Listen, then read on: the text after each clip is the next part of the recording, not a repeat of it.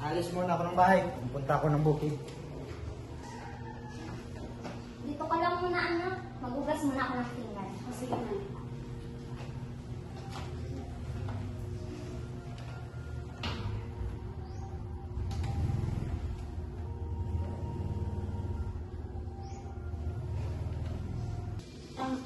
Lola, bakit po ba ganyan lagi kasuotan niyo?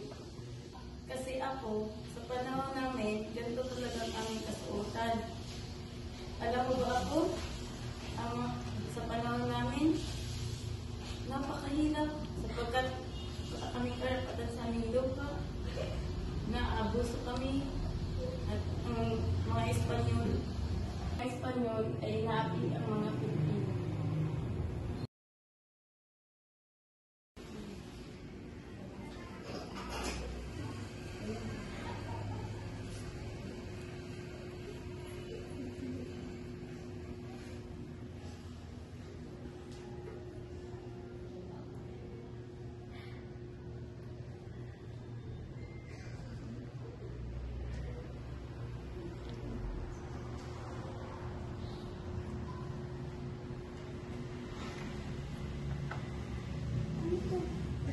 Anong lugar to? Saan ako?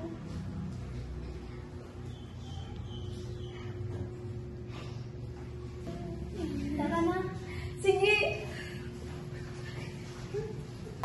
Tara na. Hindi ba kayo sasama? Sige.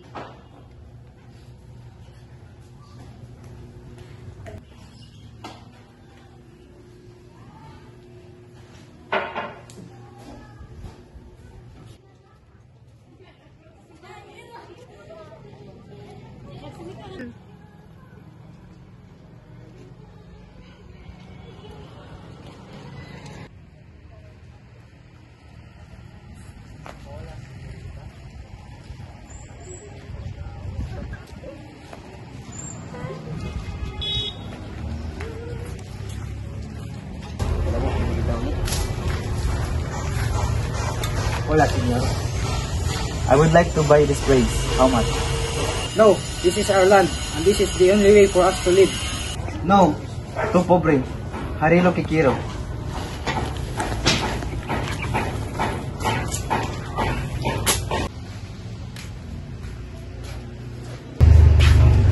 I saw something nice and beautiful in this city. I want it to be mine, so help me find this mine. Nos vemos mañana en su casa.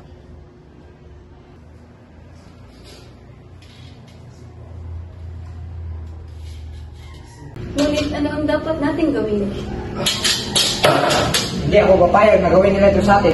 Ngunit hindi natin alam ang kaya nilang gawin pag hindi tayo pumayag. Hindi pwede.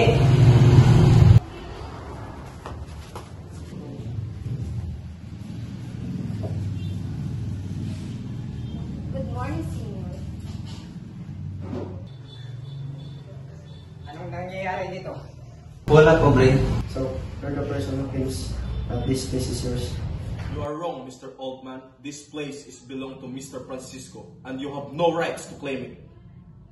Wait, what? How could this happen? This property is ours, and this is for us. Please stop, Eduardo. You have no rights to talk to us like that.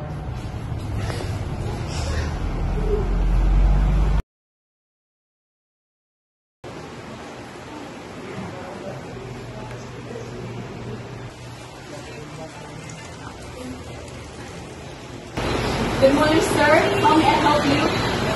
Nora wants to see you.